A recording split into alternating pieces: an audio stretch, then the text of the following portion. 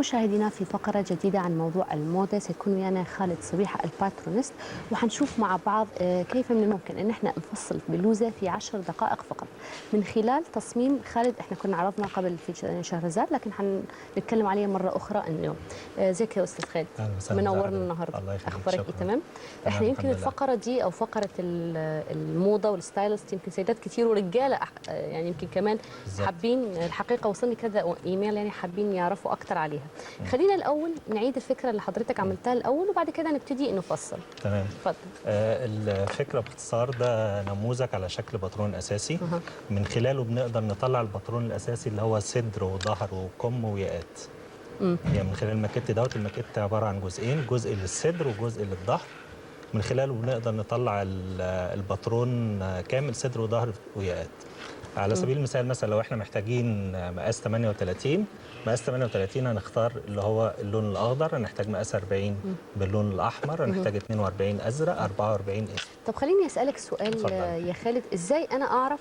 يمكن في ستات كتيره او ما يعرفوش حتى مقاسهم قد ايه اساسا، يعني ازاي انا اعرف ان انا مقاسي 38 او 48 او 42 وتفر ازاي؟ تمام. هو الموضوع باختصار طبعا لان فكرتنا بتعتمد على الناحيه العمليه مش النظريه. اكيد. ماشي. فاحنا شارحين برضو في الكتاب معانا ازاي طريقه ناخد المقاسات كامله. بس احنا اللي هنحتاجه عشان نعرف مقاسنا ايه، بنقيس اعلى منطقه في الجسم اللي هي الارداف. فبنقيس دوران الارداف وبنقسمه. دي اعلى منطقه في الجسم؟ اعلى منطقه. لو يعني ان اوكي. يعني ممكن احيانا يعني من المقاس بتاع الارداف انك تقيس، هنقيس اعلى منطقه سواء كانت الصدر او الارداف. واحده منهم تحدد ان انت 38 او 48 او 40. يعني كل واحده هتبقى عارفه اعلى منطقه عندها ايه. أوكي. سواء كده او كده. فمن خلال الجدول اللي هو موجود عندنا دوت هنقدر نعرف احنا مقاسنا موجود ايه على المسطره. يعني ماشي. لو دوران الارداف بنقسمه طبعا على 2، وبنشوف في الجدول هنا مثلا لو مقاس الارداف 48. يعني يا خالد لفت نظري الموضوع، في سيدات كتير بيبقوا مثلا عندهم من منطقه الصدر مقاس والارداف مقاس تاني. يعني انا بشوف ناس كتير عندهم الحته دي، عندهم المشكله دي ان هم يبقوا 38 مثلا من فوق ومثلا خلينا نقول 40 من تحت. طب دي اعملها ازاي؟ الطبيعي اللي احنا نشتغل على المقاس الكبير، لان احنا لو اشتغلنا على المقاس الصغير هيطلع وبعد كده تقلل من مثلا لو انت خدت مقاس 40. لا مش هنقلل عشان يبقى في نسبه وتناسب. لو مثلا لو قلنا منطقه الصدر مثلا كبيره ومنطقه الارداف اقل طيب خلينا على اعلى منطقه يعني. طيب خلينا نبتدي نشيل ده. من خلال كتاب شرح هنعرف المقاس اللي احنا محتاجينه. فمثلا هنشتغل احنا دلوقتي هنعمل بلوزه. احنا النهارده هنعمل بلوزه. النهارده هنعمل بلوزه وان شاء الله الحلقه الجايه نعمل جاكيت. اوكي. وبعد كده ان شاء الله نبقى نعمل موديلات موجوده في الكتاب. هنطلع بلوزه بياقه قميص قطعتين زي الياقه اللي حضرتك لابساها او زي الياقه اللي انا لابسها. تمام. نختار مقاس مثلا ايه، 38 او 40 زي ما تحبي. نختار ايه؟ 38. هنعمل علامه كده من الخارج، وبعدين هنبتدي نشتغل في الفتحات اللي هي باللون الاخضر. هنعمل علامات بالشكل دوت. احنا كده بنقص دلوقتي منطقه الصدر. كده بنقص منطقه بالنسبه للبلوزه، صح كده؟ بتاع الصدر. هو احنا بنطلع الباترون دوت لاي حاجه احنا بنعملها. هنعمل بلوزه، هنعمل جاكيت، هنعمل فستان. طبيعي بنطلع الباترون الاساسي دوت. من خلاله بقى انا بقدر ان انا بعد كده اغيره، اعمله بلوزه، اعمله فستان، اعمله اي حاجه انا عايزها. ماشي. في هنا 4 نقط هم بتوع بنسة الصدر. في هنا نقطتين بتوع خط الوسط. في هنا نقط بتوع خط الصدر. في هنا نقط خضراء برضو بتوع خط الارداف. هنا عندي 3 سم اللي هم بتوع مراد البلوزه، اللي هم بتوع العراوي والزراير، اللي هم 3 سم المعمول فيهم العراوي والزراير. دول انا بحددهم كده بالشكل دوت. دي طريقه سهله اي حد ممكن يعملها. كده انا طلعت باترون الصدر، فابدا ان انا اقصه.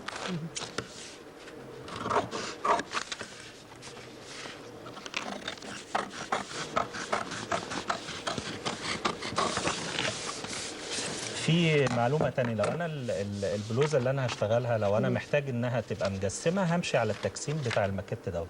لو انا محتاجها انها تبقى ستريت ما يبقاش في تجسيم في خط الوسط، هعملها دغري كده بالشكل دوت. يبقى ده التعديل اللي انا عملته عشان البلوزه تبقى ستريت. ماشي.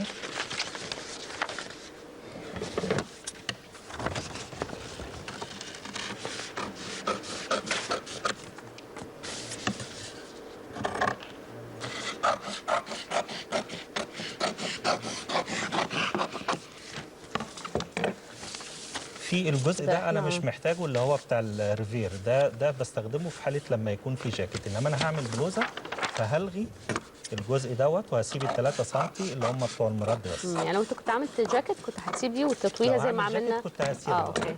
بس دي دلوقتي تمام. لو انا محتاج بقى اعمل في البلوزه بنس، هوصل البنس دي ببعض. لو انا محتاج ان انا اعملها، محتاج البلوزه تبقى ستريت ما فيهاش بنس، يبقى هو ده بس.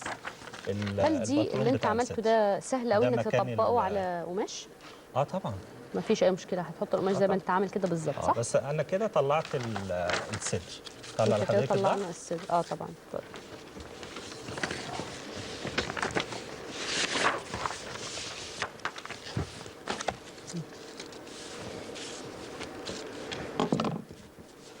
الظهر بالشكل دوت. هظبط حرف الماكيت على حرف الورقه وابتدي اشتغل في اللون الاخضر، نفس اللي انا عملته في الصدر اعمله في الظهر بالشكل دوت، اللون الاخضر كده. كل النقط اللي باللون الاخضر هبدا امشي فيها، بس في الشكل الخارجي، مش هعمل النقط اللي بالاخضر اللي جوه. أيوة. ده بالنسبه للظهر. انما بالنسبه للصدر بعمل كل النقط اللي موجوده. اوكي. تمام. لو احنا قلنا الفضي ده ايه؟ الفضي ده ياقات. احنا هنطلع الياقه دلوقتي اللي هي ياقه القميص قطعتين، هطلعها واوريها لحضرتك. دول 4 بنس للظهر لو انا هستخدمهم. انما لو برضو البلوزه هتبقى ستريت مش هستخدمها. ماشي حضرتك. برضو زي ما انا خليت الصدر ستريت هخلي الظهر ستريت كده. هوصل نقط الارداف بنقطه الصدر كده اقص.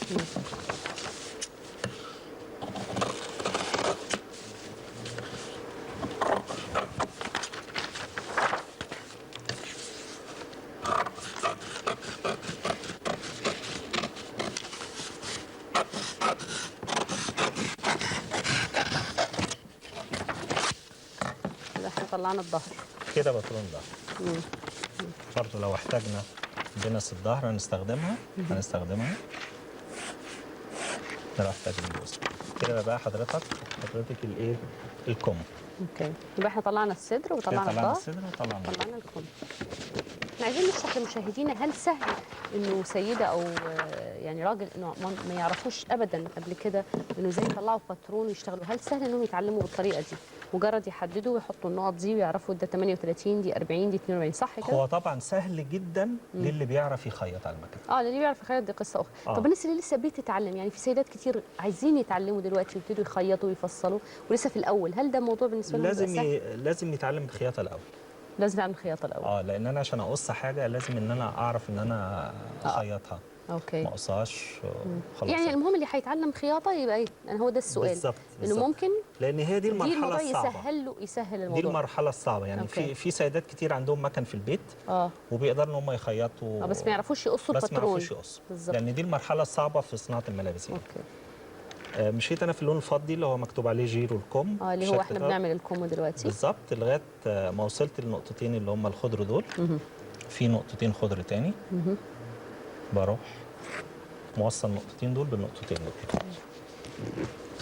وانت بعد كده تحدد لو انت عايز تعمل الكم طويل او تعمله قصير، تحدده بعد كده. وانا لو عايز الكم باسوره او من غير اسوره، يعني انا لو عايز الكم باسوره بيبقى فيه كسره.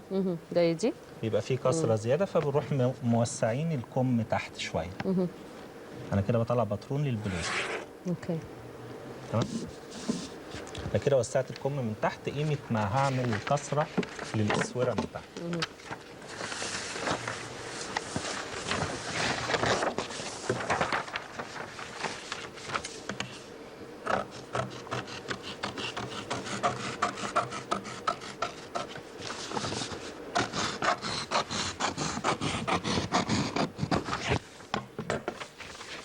كده احنا طلعنا الكم دلوقتي. ماشي. هنطلع بقى الياقه اللي هي قطعتين، اللي هي القميص اللي هي قطعتين.